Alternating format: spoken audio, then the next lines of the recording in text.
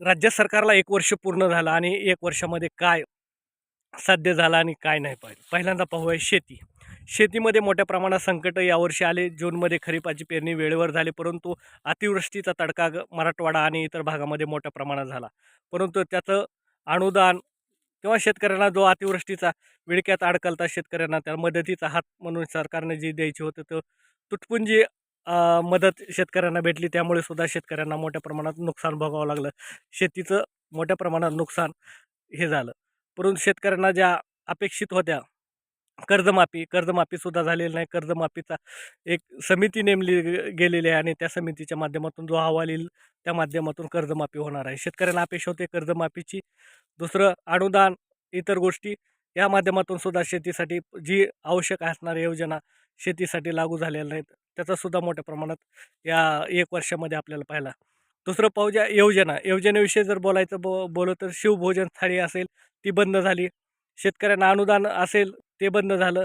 पीक विमा असेल तो बंद झाला आणि मोठ्या प्रमाणात शेतकऱ्यांना अपेक्षाचं ओझं घेऊन शेतकरी थांबला होता, परंतु शेतकऱ्याच्या त्या अपेक्षा पूर्ण आजही सरकारकडून झालेलं आहे. तिसरं गोष्ट आहे मराठा आरक्षण. मराठा आरक्षणामुळे मोठ्या प्रमाणात जनआंदोलन छेडलं गेलं.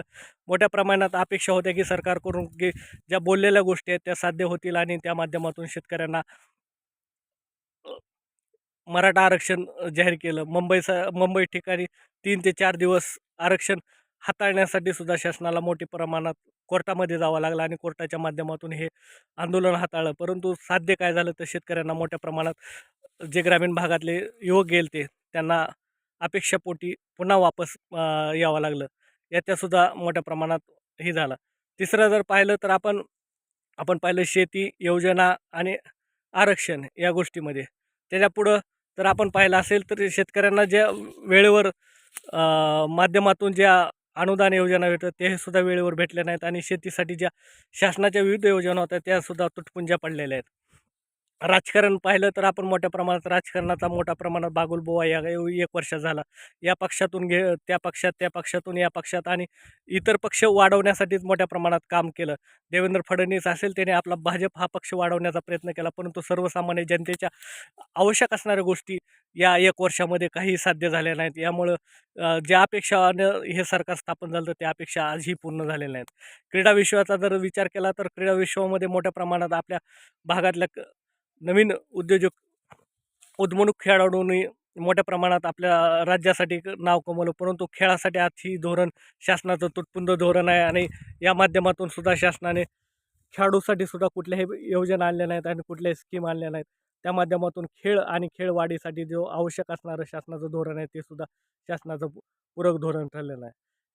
पुन्हा जाऊया आपण शिक्षणाकडे. शिक्षणाकडे जर पाहिलं तर मोठ्या प्रमाणात यावर्षी BAMSच्या जागा वाढवल्या, परंतु आहेत ह्या कॉलेजाला जास्तीत जास्त संधी सुविधा देण्याचं प्रमाण वाढवलं नाही आणि यामुळे सुद्धा मोठ्या प्रमाणात यावर्षी रिक्त जागा राहिलेल्या आहेत कॉलेजेसच्या.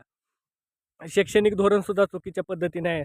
आज जर पटसंख्याचं पाहिलं तर पटसंख्या वाचून शिक्षक उडत आहेत आणि शिक्षक उडल्यामुळे मोठ्या प्रमाणात ग्रामीण भागात जिल्हा परिषद बंद पडण्याच्या मार्गावर आजही चालू आहेत. यामुळं शैक्षणिक धोरणसुद्धा एक शासनाचं कुठल्या बाजूनं आहे आणि हे सुद्धा आज कळत नाही.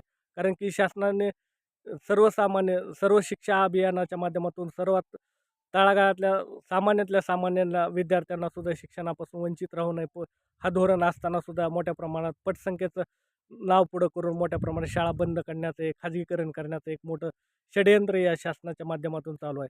हे सुद्धा आपण आजच्या या वर्षामध्ये जर पाहिलं तर शैक्षणिक धोरणसुद्धा मोठ्या प्रमाणात चुकीच्या पद्धतीनं झालेलं आहे. अशा पद्धतीनं या 1 वर्षामध्ये जर शासनाचा लेखाजोखा पाहिला तर शेतकऱ्यासाठी काहीही भेटलं नाही. सर्वसामान्यासाठी काही भेटलं नाही आणि योजनेच्या माध्यमातून कुठल्याही प्रकारे भेटलं नाही. फक्त एक आहे की ग्रामीण भागामध्ये मोठ्या प्रमाणात गुत्तेदारी वाढली आणि गुत्तेदारीच्या माध्यमातून पुन्हा सत्तेच्या माध्यमातून गुत्तेदारी अशा पद्धतीनंच हे कामकाज चालू आहे. याच्यामध्ये मोठ्या प्रमाणात गुत्तेदारसुद्धा पैशाच्या अभावी अडकलेले आहेत. याच्यासुद्धा मोठ्या प्रमाणात अर्थकारण एक डबघाईला आलेलं आहे आणि याच्या 1 वर्षात जर काय कमवलं असेल तर फक्त मोठ्या-मोठ्या घोषणा, मोठ्या-मोठ्या योजनाचं नावं जाहीर करणे याच्यातून फलस्वरूप आजही काहीच भेटलं नाही. त्यातल्या त्या शेतकऱ्यांना तर काहीच भेटलं नाही. अशा पद्धतीने या 1 वर्षाचा लेखाजोखा आपल्याला कशा पद्धतीनं वाटतंय हे आमच्या चॅनलवर कमेंट करून सांगा. आमच्या चॅनलवर नवीन असाल तर सबस्क्राईब करा, लाईक करा. धन्यवाद. जय हिंद, जय महाराष्ट्र.